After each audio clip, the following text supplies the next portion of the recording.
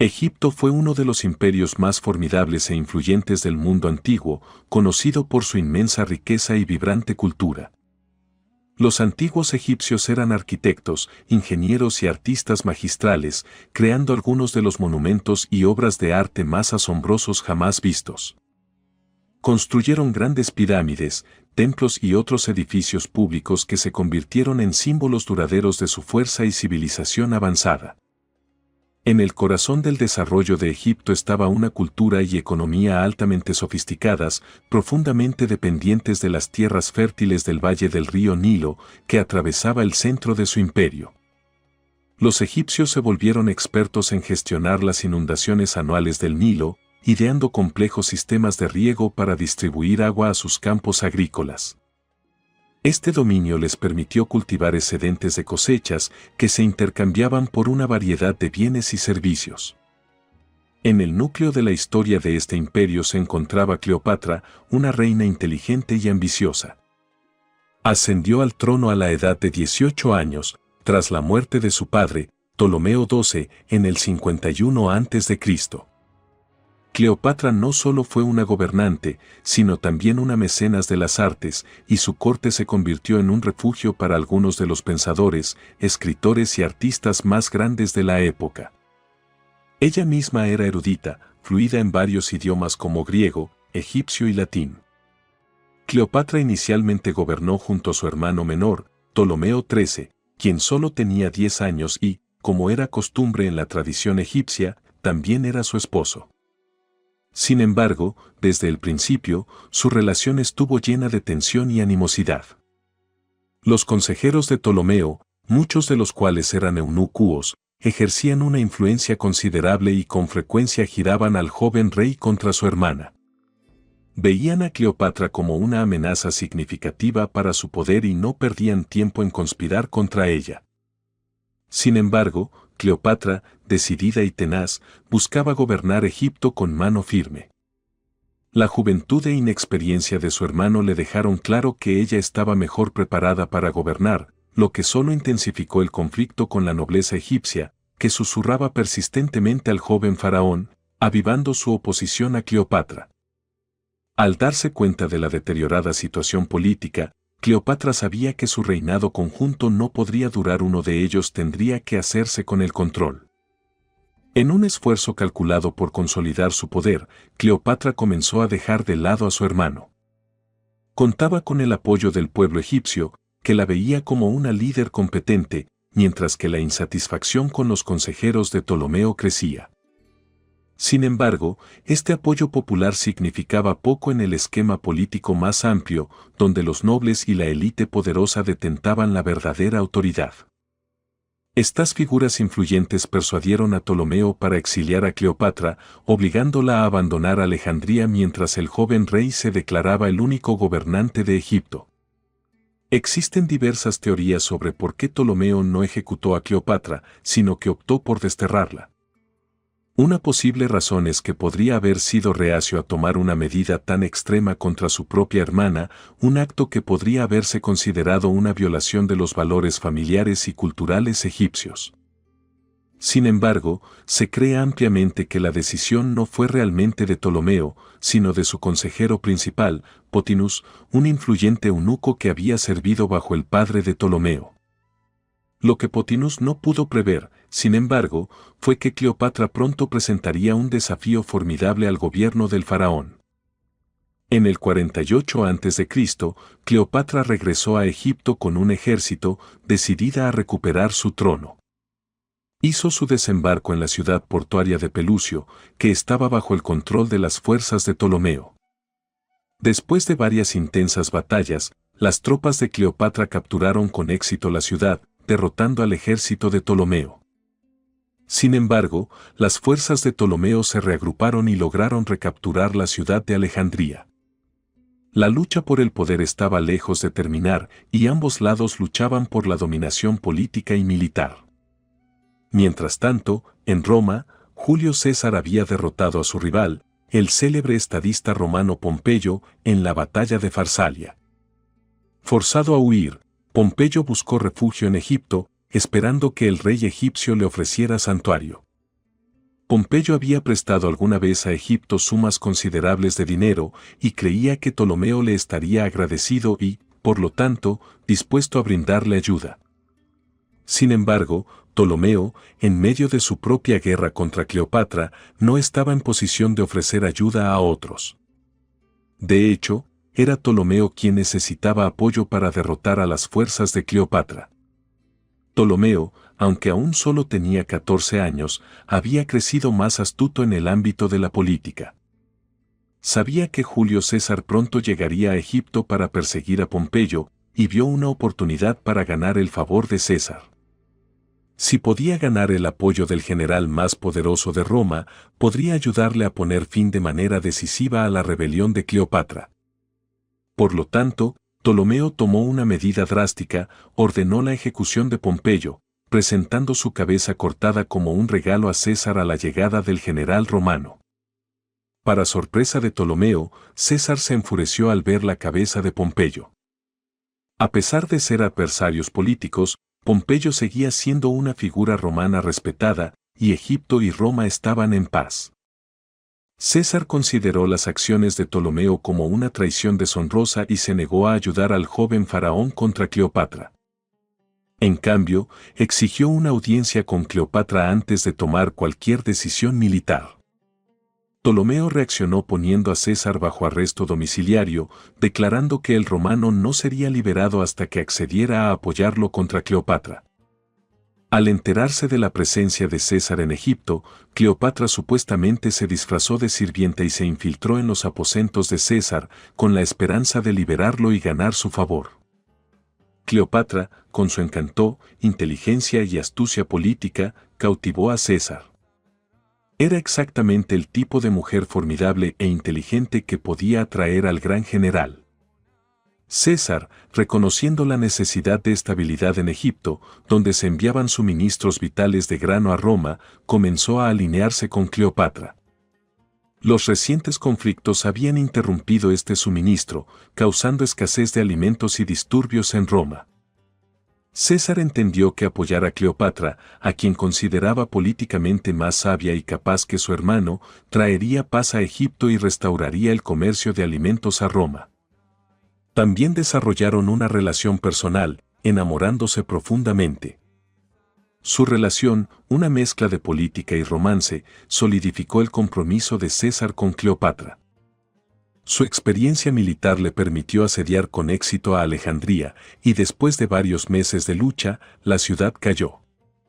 Durante el asedio, Ptolomeo fue asesinado, supuestamente ahogándose en el río Nilo, dejando a Cleopatra en pleno control de Egipto. Con la estabilidad restaurada, César regresó a Roma para sofocar el descontento civil causado por la escasez de alimentos que su general Marco Antonio no había logrado abordar. César tomó el control total de Roma, declarándose dictador hasta que la situación en la ciudad se estabilizara.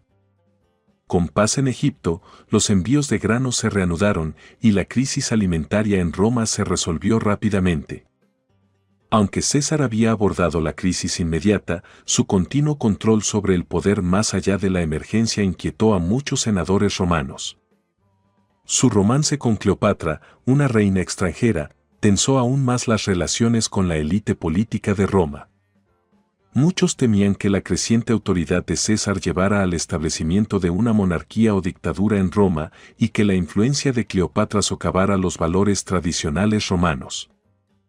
Preocupados de que César se estaba volviendo demasiado poderoso, un grupo de senadores conspiró para asesinarlo. El 15 de marzo del 44 a.C., Julio César fue asesinado en los salones del Senado. La noticia de la muerte de César devastó a Cleopatra, tanto personal como políticamente. No solo había perdido a su amante, sino también a su principal aliado en la protección de la independencia de Egipto de Roma. Al darse cuenta de que la seguridad de Egipto dependía de mantener estrechos lazos con Roma, Cleopatra buscó otro poderoso aliado romano. Se dirigió a Marco Antonio, uno de los generales más cercanos a César, para ayudar a asegurar su trono y proteger a Egipto de la conquista romana. En el 41 a.C., Marco Antonio viajó a Egipto, donde Cleopatra lo recibió con una gran exhibición de riqueza y poder, navegando por el Nilo en una barcaza dorada adornada con velas moradas y rodeada de sirvientes y comida lujosa. Cleopatra, con su impresionante esplendor, se aseguró la lealtad de Antonio. La relación entre Marco Antonio y Cleopatra fue apasionada, pero también políticamente complicada. Mientras que Cleopatra deseaba una alianza que consolidara su poder en Egipto y asegurara su independencia, Marco Antonio también tenía sus propios objetivos políticos en Roma. Sin embargo, su unión resultó en un conflicto abierto con Octavio, el heredero adoptivo de César y su rival político. La relación entre Cleopatra y Marco Antonio atrajo la atención de Roma y, con ello, una creciente hostilidad. Marco Antonio llegó a vivir en Egipto durante el tiempo de su romance con Cleopatra, lo que enfureció a Octavio, quien utilizó este amorío como propaganda para movilizar el apoyo popular en Roma en su contra. Propagó rumores sobre la lealtad de Antonio a Cleopatra y su ambición de gobernar como rey de Egipto. La tensión aumentó cuando Antonio declaró públicamente que dividiría las provincias romanas entre sus hijos con Cleopatra y su esposa romana, Octavia, lo que fue considerado un insulto directo por muchos en Roma. Finalmente, la situación se volvió insostenible y Octavio decidió actuar. En el 31 a.C., las fuerzas de Octavio se enfrentaron a las tropas de Antonio en la famosa batalla de Accio, donde la flota de Antonio fue derrotada. Cleopatra, viendo la derrota inminente, decidió regresar a Egipto y prepararse para la inevitable confrontación con las fuerzas de Octavio. Marco Antonio, en su desesperación por reunirse con Cleopatra, se encontró aislado y desolado, convencido de que había perdido la batalla. Octavio avanzó hacia Egipto, donde se declaró en guerra. La situación se tornó aún más trágica cuando Antonio y Cleopatra, en un último esfuerzo por recuperar el control, se unieron para resistir a las fuerzas romanas. La derrota fue aplastante y, al ver que no había esperanza de victoria, ambos tomaron decisiones fatídicas. Marco Antonio se quitó la vida al enterarse de que Cleopatra había muerto en un intento por evitar ser capturada por las fuerzas de Octavio. Cleopatra, al descubrir la muerte de Antonio, también se quitó la vida, según se dice, usando el veneno de una serpiente. La caída de Cleopatra marcó el fin de la dinastía ptolemaica y el comienzo del dominio romano en Egipto. Octavio se convirtió en el primer emperador romano, consolidando su poder bajo el título de Augusto. Egipto fue incorporado al Imperio Romano como una provincia, y su riqueza y recursos fueron explotados para enriquecer aún más a Roma. Cleopatra, a pesar de su trágica caída, se convirtió en un símbolo de la lucha por el poder y la resistencia, dejando un legado que perduraría a través de los siglos como una figura fascinante en la historia antigua. Hoy nos sumergiremos en uno de los misterios más fascinantes de la historia antigua, la búsqueda de la tumba perdida de Cleopatra VII, la última reina del Egipto ptolemaico. Podríamos estar a punto de resolver un enigma que ha perdurado durante más de 2000 años. Cleopatra VII, una de las figuras más enigmáticas y carismáticas de la historia, sigue cautivando nuestras mentes. Conocida por su inteligencia y habilidades políticas, Cleopatra se alzó como una líder formidable en una época de gran turbulencia política. Gobernó Egipto desde los 18 años y fue la última soberana de la dinastía ptolemaica. Su vida estuvo marcada por alianzas y romances con algunos de los hombres más poderosos de su tiempo, como Julio César y Marco Antonio. Estas relaciones no solo fueron personales, sino estratégicas, ya que Cleopatra buscaba asegurar la independencia y prosperidad de su reino frente a la creciente amenaza del Imperio Romano. El final de Cleopatra fue tan trágico como legendario. En el año 30 antes de nuestra era, tras la derrota en la batalla de Actium y la captura de Alejandría por Octavio, el futuro emperador Augusto, Cleopatra eligió poner fin a su vida. La leyenda cuenta que se suicidó mediante la mordedura de un áspid, una serpiente venenosa. Aunque algunos historiadores modernos sugieren que pudo haber utilizado una mezcla de venenos, ¿qué sucedió con su cuerpo? Aquí es donde comienza el misterio. Según las crónicas antiguas, Cleopatra fue enterrada junto a Marco Antonio en un mausoleo regio. Sin embargo, la ubicación exacta de su tumba se ha perdido en la historia y nadie ha logrado encontrarla hasta hoy.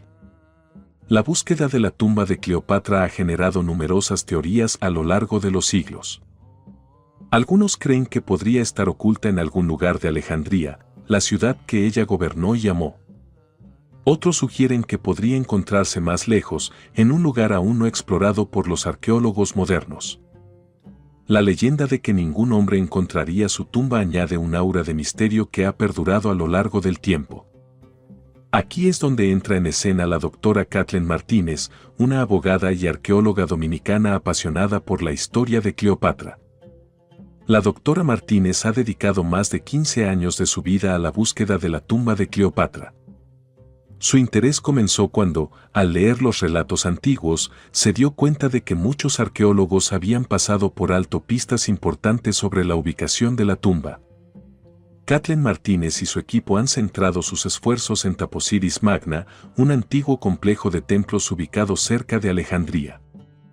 La elección de este sitio se basa en su teoría de que Cleopatra y Marco Antonio podrían haber sido enterrados en un lugar sagrado para Ra, Isis y Osiris, reflejando su conexión simbólica con estas deidades. La expedición ha utilizado tecnología de punta, incluyendo satélites y radares de penetración terrestre, para mapear y explorar el área. Uno de los hallazgos más intrigantes fue el descubrimiento de una red de túneles y cámaras subterráneas que podrían ser parte de un complejo funerario real. Estos túneles, algunos de los cuales estaban inundados, presentan un desafío significativo para la excavación, pero también ofrecen la esperanza de encontrar algo extraordinario. Además de los túneles, el equipo de Martínez ha encontrado varias estatuas, monedas y fragmentos de inscripciones que datan de la época de Cleopatra. Entre los descubrimientos más emocionantes se encuentran estatuas sin cabeza que podrían representar a miembros de la familia real tolemaica y una máscara dorada que podría haber pertenecido a un sacerdote o a una figura importante de la época. La doctora Martínez ha enfrentado numerosos desafíos en su misión. Las condiciones climáticas adversas, las dificultades logísticas y las barreras burocráticas han puesto a prueba su determinación. Además, como mujer en un campo dominado tradicionalmente por hombres y proveniente de un país en desarrollo, ha tenido que superar el escepticismo de algunos colegas y la falta de apoyo institucional. Sin embargo, su pasión y perseverancia han sido fundamentales para avanzar en esta investigación. Los descubrimientos recientes en Taposiris Magna han proporcionado nuevas pistas sobre los últimos días de Cleopatra. Entre las inscripciones encontradas, algunas mencionan rituales y ofrendas dedicadas a Isis y Osiris, lo que refuerza la teoría de Martínez sobre la importancia simbólica del lugar. Además, el hallazgo de esqueletos y restos humanos en las cámaras subterráneas ha llevado a los investigadores a realizar estudios de ADN y análisis forenses en busca de más información. Mientras la doctora Martínez y su equipo se preparan para otra temporada de excavaciones, la esperanza de desenterrar finalmente la tumba perdida de Cleopatra sigue viva. Su trabajo subraya la intersección de la historia, la tecnología y la pasión humana por descubrir los secretos del pasado. Los descubrimientos potenciales no solo llenarán lagunas en nuestra comprensión de la antigua civilización egipcia, sino que también ofrecerán nuevas perspectivas sobre cómo las figuras históricas, como Cleopatra, siguen influyendo en nuestras vidas hoy. Para entender mejor la importancia de encontrar la tumba de Cleopatra, es esencial conocer el contexto histórico. La dinastía ptolemaica, de la cual Cleopatra fue la última soberana, comenzó con Ptolomeo y Soter, un general de Alejandro Magno que se convirtió en rey de Egipto tras la muerte de Alejandro. Los Ptolomeos gobernaron Egipto durante casi 300 años, una época que vio la fusión de la cultura griega y egipcia. Cleopatra, notablemente, fue la primera de su dinastía en aprender el idioma egipcio y se identificó fuertemente con la cultura egipcia, adoptando la iconografía y los títulos de faraón. Además de su destreza política, Cleopatra tenía un interés notable en la ciencia y la medicina. Se dice que escribió tratados sobre cosméticos y medicina, y algunos historiadores creen que pudo haber tenido conocimiento de remedios y venenos que utilizó para mantener su poder y protegerse de amenazas. Este interés en la ciencia resuena con la tradición intelectual de Alejandría, que en su tiempo fue un centro mundial de aprendizaje y hogar de la famosa Biblioteca de Alejandría. La imagen de Cleopatra ha sido moldeada y reinterpretada a lo largo de los siglos. Desde las obras de William Shakespeare hasta las películas de Hollywood, cada época ha proyectado sus propios valores y preocupaciones sobre su figura. Desde verla como una seductora fatal hasta una reina astuta y política, la Cleopatra de Elizabeth Taylor en la película de 1963, por ejemplo, refleja tanto las tensiones sexuales como políticas de su tiempo, así como las de la época romana. El romance y la política de Cleopatra con figuras romanas como Julio César y Marco Antonio han sido objeto de innumerables libros, películas y obras de teatro, convirtiéndola en un ícono cultural que ha perdurado a lo largo de los siglos. Sin embargo, más allá de la leyenda y el mito, Cleopatra fue una gobernante capaz que implementó políticas para fortalecer su reino en tiempos de crisis. Bajo su reinado, Egipto mantuvo una relativa prosperidad económica y estabilidad política a pesar de las amenazas externas. La búsqueda de la tumba de Cleopatra no solo es una búsqueda arqueológica, sino también una búsqueda de justicia histórica. Encontrar su tumba podría arrojar luz sobre muchos aspectos de su vida y muerte que aún están envueltos en misterio. Además, podría proporcionar pruebas tangibles que desafíen o confirmen las narrativas históricas predominantes sobre su carácter y su reinado. Gracias por acompañarnos en este viaje al pasado, donde la historia de Cleopatra se entrelaza con la búsqueda moderna de respuestas. ¿Podrá la doctora Kathleen Martínez y su equipo finalmente desenterrar la tumba perdida de Cleopatra? Solo el tiempo lo dirá.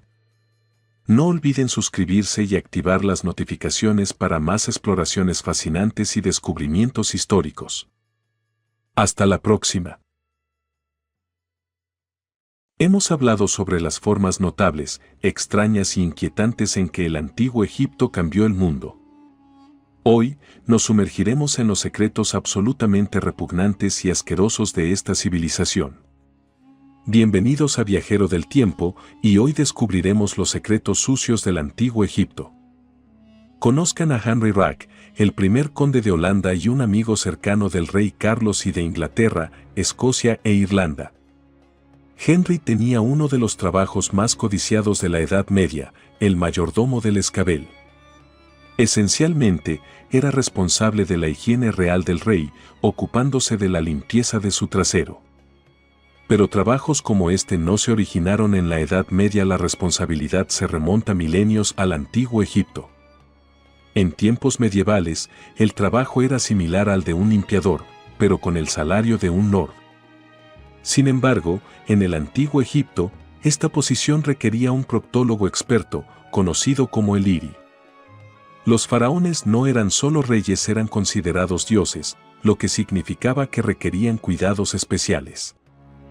El iri era un especialista médico que ostentaba el prestigioso título de pastor del Ano Real. Sí, lo has oído bien, Ano, no Alteza.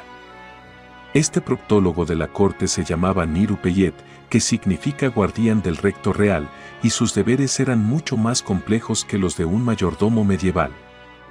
El Niru Peyet era responsable de administrar enemas al faraón. Según los historiadores griegos Heródoto y Diodoro Sículo, los antiguos egipcios eran meticulosos con su higiene anal y los enemas eran una práctica común, incluso entre la gente común. Dado que los faraones eran vistos como seres divinos, el trabajo del Niru Peyet era muy respetado. Estos especialistas tenían contacto íntimo con los faraones y realizaban lo que podría describirse como intervenciones divinas a diario. Un pastor bien conocido fue un médico llamado Irenact, que vivió alrededor del 2200 a.C. Sus títulos médicos se encontraron en una puerta reciclada en Giza, que mencionaba varias especialidades, incluidos médicos de estómago, médicos de ojos y protectores rectales. El trasero era central en la medicina del antiguo Egipto, ya que creían que era la fuente de Bekedu, una sustancia dañina que necesitaba ser expulsada para curar enfermedades. Los enemas incluso tenían un significado religioso, con el dios Tot acreditado con la invención del primer enema. Curiosamente, Tot era representado con la cabeza de un ibis, un pájaro conocido por usar su pico curvado para limpiar su propio trasero con agua. Recuerda, en nuestro reciente video sobre los secretos sucios de los faraones egipcios, hablamos sobre cómo los gobernantes mentían acerca de su peso y apariencia en las tallas y estatuas. Su obsesión con sus cuerpos iba aún más lejos. Querían deleitarse con la comida, pero también lucir como los influencers modernos. ¿Te suena familiar? Para perder peso sin esfuerzo, los aristócratas egipcios tomaban laxantes al menos 3 veces al mes para lograr el cuerpo delgado y musculoso que se consideraba el ideal de belleza, incluso entonces. Estos laxantes estaban hechos de aceite de ricino, lo que les obligaba a pasar una gran parte del día en el baño. Y si eso no te asusta lo suficiente, recuerda, esto fue mucho antes de que se inventara la plomería. Sin embargo, los egipcios ya tenían inodoros dentro de sus casas. Probablemente necesitarías una máscara de gas para entrar en una de estas casas. Los laxantes se volvieron tan populares como remedio médico que los egipcios los tomaban como si fueran aspirinas. ¿Tienes tos? Toma un laxante. ¿Te sientes hambriento? Toma un laxante.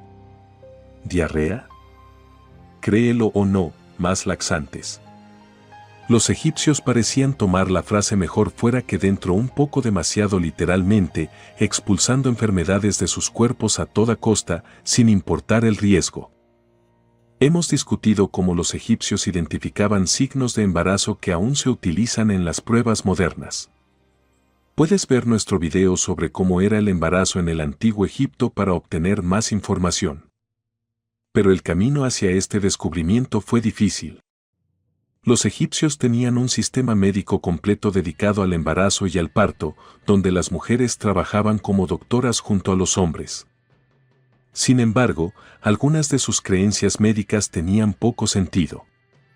Para algunos, el azul traía buenas noticias, mientras que para otros, su ausencia significaba alivio. Las mujeres del antiguo Egipto no eran diferentes hace 500 años. En lugar de pequeñas tiras convenientemente guardadas en un bolsillo, llevaban 2 bolsas de semillas, una con cebada y la otra con trigo. Los egipcios creían que si el grano de una de las bolsas germinaba después de que una mujer orinara sobre él, era una señal divina de embarazo. Puede sonar como un ritual religioso sin base científica, pero en realidad había ciencia detrás de este método. En 1963, los Institutos Nacionales de Salud realizaron una investigación y encontraron que este antiguo método era sorprendentemente efectivo, funcionando en el 70% de los casos. No está mal para una civilización antigua. Gracias a Margaret Crane, la prueba de embarazo moderna se desarrolló en 1969 tras esta investigación.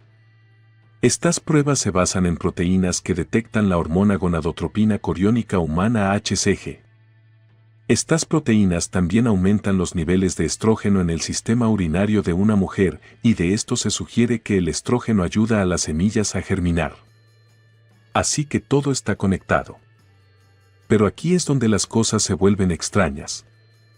Si te preguntas por qué se usaban 2 bolsas de semillas diferentes, no era solo para verificar la prueba. Los egipcios creían que si la cebada germinaba primero, la mujer tendría un niño, y si el trigo germinaba primero, tendría una niña. ¿Había ciencia detrás de esto? Los estudios no muestran ningún vínculo entre el género del bebé y la influencia del estrógeno sobre la cebada, el trigo o cualquier otra semilla. Así que los egipcios se equivocaron en esa parte. Aunque este método involucra orina, no es tan asqueroso como podrías pensar. Pero no te vayas todavía, apenas estamos comenzando. La prueba de trigo y cebada fue solo uno de los muchos métodos que los egipcios utilizaron a lo largo de su historia de casi 5.000 años. Otro método consistía en colocar a la mujer sospechosa de embarazo sobre un tapiz de cerveza y dátiles, y el embarazo se determinaba por cuán violentamente vomitaba. Si tuvieras que dar la buena noticia, no dirías exactamente yo. Después de ver eso. Hace unas décadas, las pruebas de embarazo solo podían realizarse en un laboratorio. Las mujeres del antiguo Egipto también dependían de sus médicos para realizar pruebas. En tiempos anteriores, muchos de estos médicos preferían un enfoque más práctico. Frotaban el cuerpo de una mujer con un aceite especial y le pedían que durmiera sobre él toda la noche. A la mañana siguiente, lo examinaban y, si la encontraban fresca y madura, se declaraba que estaba embarazada o lista para la concepción. Imagina a un médico usando esos métodos y palabras hoy en día. No solo perdería un paciente, podría perder su licencia. Otro método consistía en colocar un diente de ajo o una cebolla en la genitalidad de una mujer y pedirle que durmiera con ello toda la noche. A la mañana siguiente, el médico olfatearía su aliento. Si podía oler el ajo o la cebolla, creían que sus tubos estaban despejados y listos para la concepción. Sí, los médicos egipcios pensaban que todos los orificios del cuerpo de una mujer estaban conectados y que su boca tenía un enlace directo con sus órganos reproductivos. Si no había olor, se declaraba que era infértil. A pesar de la obsesión de los egipcios con la vida y la muerte, su comprensión de la reproducción humana era limitada. Otro ejemplo de su malentendido era su creencia de que los hombres también tenían un tiempo del mes, como las mujeres. La sangre en la orina de un hombre era una ocurrencia común, pero la explicaban como un ciclo menstrual masculino. En realidad, los antiguos egipcios estaban comúnmente infectados con esquistosomiasis y la sangre en la orina era un síntoma. El acoso era un problema serio. No se puede negar que el antiguo Egipto era una civilización muy avanzada en muchos aspectos. Las mujeres, por ejemplo, tenían derechos académicos, económicos y políticos iguales a los de los hombres. Desafortunadamente, seguían siendo consideradas socialmente inferiores. Una mujer podía vivir de forma independiente, tener cualquier trabajo, casarse, comprar y vender tierras, presentar demandas, divorciarse y dejar su propiedad a quien deseara. Pero socialmente, no estaban protegidas contra el abuso. Al igual que en cualquier otra cultura, los sabios y escritores egipcios afirmaban la inferioridad de las mujeres, sugerían restringir sus libertades y condenaban a las mujeres de moralidad cuestionable. No solo eso, sino que el acoso, los piropos e incluso la exhibición eran comunes y rara vez eran castigados. Heródoto nota que durante los festivales religiosos sagrados, era costumbre que los hombres se expusieran ante las mujeres en las orillas del Nilo mientras pasaban en botes. Esto iba acompañado de gritos, silbidos y burlas. Incluso en casos de violencia y acoso contra mujeres, a menudo se culpaba a las propias mujeres, especialmente durante la era ptolemaica. Una sorprendente diferencia entre el antiguo Egipto y los problemas modernos que enfrentan las mujeres era el uso de pociones de amor. Los egipcios eran aficionados a la magia y la usaban para la venganza, la curación o para ganar el amor de una mujer que no estaba interesada en ellos. Elaboraban pociones para hacer que una mujer se sometiera a los deseos de un hombre, disfrutara de la intimidad con alguien que no le gustaba o incluso rompiera el matrimonio de otra persona por envidia. La efectividad de estas pociones era dudosa, pero las recetas eran absurdas. Una de esas recetas incluía la caspa de un hombre muerto, granos de cebada, semillas de manzana, la sangre de una garrapata que mordió a un perro negro, la sangre del cliente y su semen. Esta mezcla se vertía en una bebida que la mujer debía consumir, haciéndola sumisa a los deseos del cliente. Si alguien lograba convencer a alguien para que bebiera tal poción, es seguro que el amor ya se había logrado, haciendo innecesaria la poción. Se dice que los soplones reciben castigo, y esta noción se arraigó temprano en la historia humana, particularmente en Egipto. Sin embargo, no es exactamente lo que podrías pensar. De hecho, tanto el chisme como el castigo estaban dictados por la ley.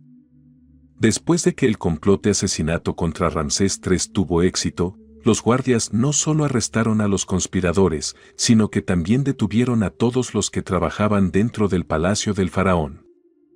Durante el juicio, se determinó que todas estas personas tuvieron amplias oportunidades de escuchar la conspiración y alertar a los guardias. Como no lo hicieron, lo que llevó a la muerte del faraón, se ordenó que les cortaran las orejas, independientemente de su conocimiento del complot. Este precedente injusto, sin embargo, intimidó a muchos para que informaran sobre cualquier actividad criminal que observaran. Los antiguos guardias egipcios no tenían intención de jugar a buenos o malos policías, era estrictamente el papel de malo todo el tiempo. Eran bastante casuales al infligir dolor y tormento durante los interrogatorios, ya fueran sospechosos o posibles testigos. Era práctica común iniciar un interrogatorio atando al sospechoso a una estaca y golpeando sus manos y pies hasta que los guardias estuvieran satisfechos con las respuestas. Incluso los amigos y familiares de los sospechosos eran sometidos a un castigo tan brutal. Naturalmente, con tal trato, las personas podrían confesar falsamente solo para poner fin al sufrimiento. Sorprendentemente, los antiguos guardias egipcios eran conscientes de esto, por lo que realizaban investigaciones exhaustivas de casos y escenas del crimen para asegurarse de que la persona correcta fuera procesada. Para los testigos, el sufrimiento no era solo físico, sino también psicológico. No había juramentos tomados antes de dar testimonio en ese entonces. En cambio, los tribunales egipcios antiguos requerían que los testigos articularan en detalle cómo deseaban ser castigados. Si bien el tribunal ya había determinado los castigos, esta práctica hacía que los testigos fueran conscientes de las posibles consecuencias de mentir e infundía miedo en ellos. Si vives en los Estados Unidos modernos, sabes que morir puede ser bastante costoso. Un funeral hoy puede superar los $15,000, lo que puede ser una carga financiera significativa para una familia de clase media. Incluso la cremación puede costarte alrededor de $7,500. Así que imagina una sociedad tan obsesionada con la vida después de la muerte que dedicaron toda su vida a prepararse para ello, culminando en elaborados rituales funerarios para preservar sus cuerpos durante siglos. El costo de tales funerales ciertamente no era fácil de manejar. Según los escritos de un viajero griego, durante el siglo I.A. C., el gasto de la momificación era alrededor de 1 tonelada de plata. Eso se traduce en 30 kilogramos o 66 libras de plata por el mejor servicio de momificación. Era exorbitantemente caro. Sin embargo, se cree que los precios cambiaron significativamente bajo la dinastía ptolemaica, posiblemente inflando los costos. Hoy en día, los materiales necesarios para la momificación, como lino, carbonato de sodio decahidratado comúnmente conocido como sal de natrón, resina e incienso, sumarían alrededor de $3,600. Esto ni siquiera incluye la mano de obra, que es el aspecto más complejo del proceso. Es razonable estimar que la momificación hoy podría costar alrededor de $70,000. De hecho, varias empresas actualmente ofrecen servicios de momificación para humanos y mascotas. Momificar mascotas puede variar de $7,000 a más de $100,000. Naturalmente, tal proceso costoso no estaba al alcance de todos. Esto llevó a las personas de clases más bajas a recurrir a la momificación parcial. A menudo omitían el uso de un sarcófago o incluso de un ataúd y dejaban algunos o todos los órganos intactos durante el proceso de deshidratación del cuerpo. Aquellos que eran extremadamente pobres a veces simplemente envolvían al difunto en un paño y lo enterraban en la arena del desierto durante unas semanas para permitir el secado natural. En contraste con los ricos, que serían enterrados en tumbas elaboradas adornadas con inscripciones del libro de los muertos, el texto de la pirámide y el texto del ataúd, los empobrecidos se encontrarían en tumbas sin nombre en un cementerio. La maldición de Tutankamón se destaca como quizás el engaño más famoso vinculado a los antiguos egipcios. Cuando Howard Carter descubrió la tumba intacta del joven faraón, desenterró tesoros y riquezas que nunca antes habían sido vistas por arqueólogos. Notablemente, Carter mismo vivió durante décadas después de la controversia que siguió. Sin embargo, había un curioso detalle encontrado en la tumba de Tut. Digamos que cuando Tut fue enterrado, su palo negro estaba levantado. La razón sigue siendo poco clara, pero Tut fue único como el único gobernante egipcio que fue enterrado con una tienda de campaña. La parte más extraña de este misterio es que algunos historiadores especulan que esta tienda puede ni siquiera haber pertenecido a Tut. Algunos creen que sus embalsamadores la intercambiaron por la de un individuo más impresionante. Los géneros fijos pueden tener raíces históricas, pero ciertamente no se originaron en Egipto. Para proporcionar más contexto, los egipcios eran bastante aceptantes de la fluidez de género y creían que el género no se trasladaba a la vida después de la muerte. La mitología egipcia está llena de relatos de dioses que cambian de género y creían que los humanos también podían transformarse después de la muerte. Como las mujeres eran consideradas socialmente inferiores a los hombres, se creía que las mujeres que llevaban vidas plenas podían convertirse en hombres en la vida después de la muerte.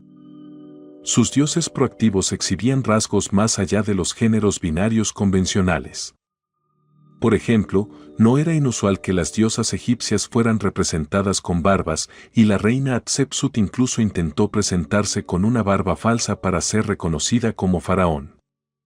Pasamos por alto algún aspecto extraño o asqueroso de Egipto en el video.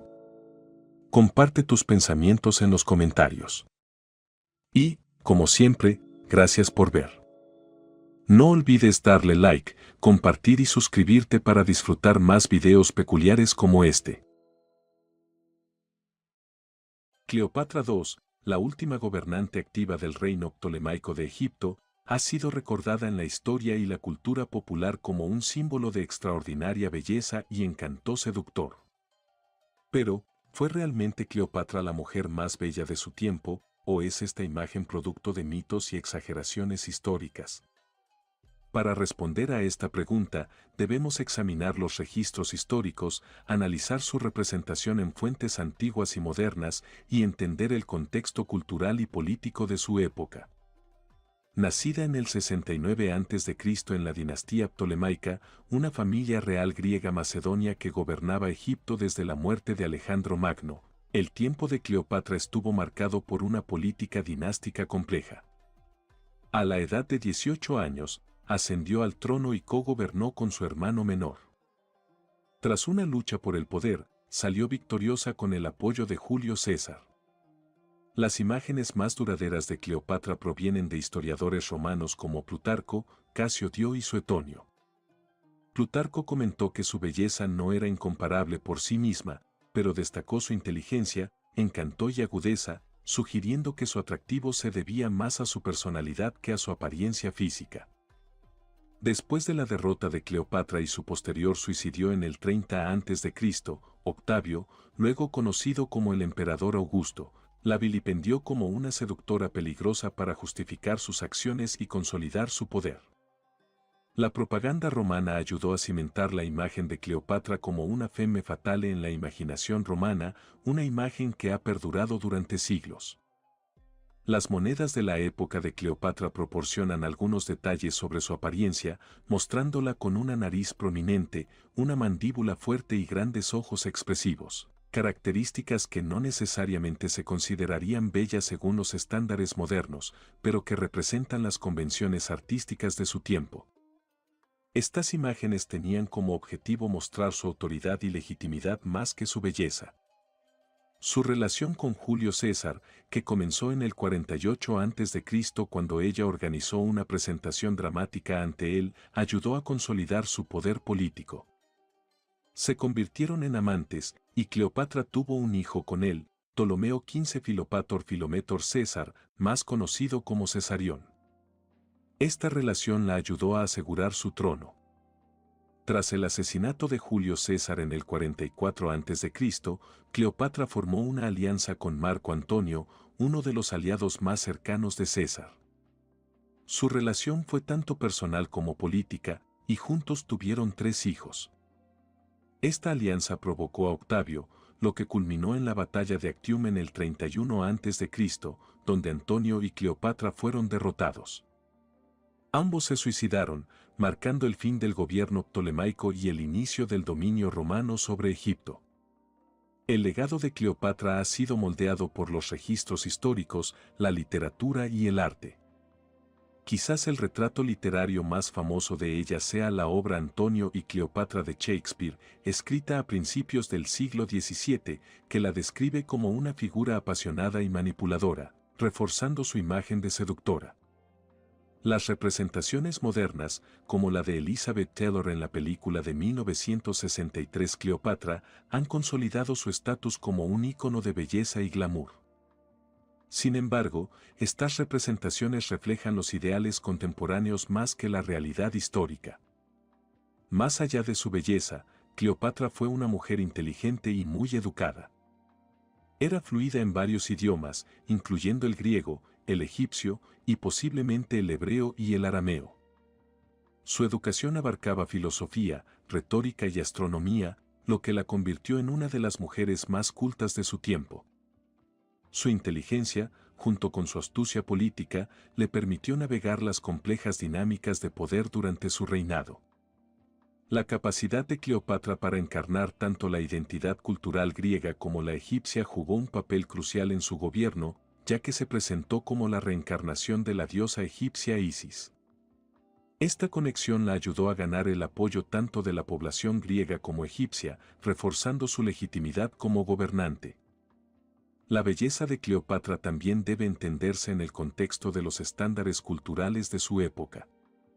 Los ideales de belleza griega y romana antiguos eran diferentes de los conceptos modernos. La belleza a menudo se asociaba con la simetría, la proporción y el favor divino.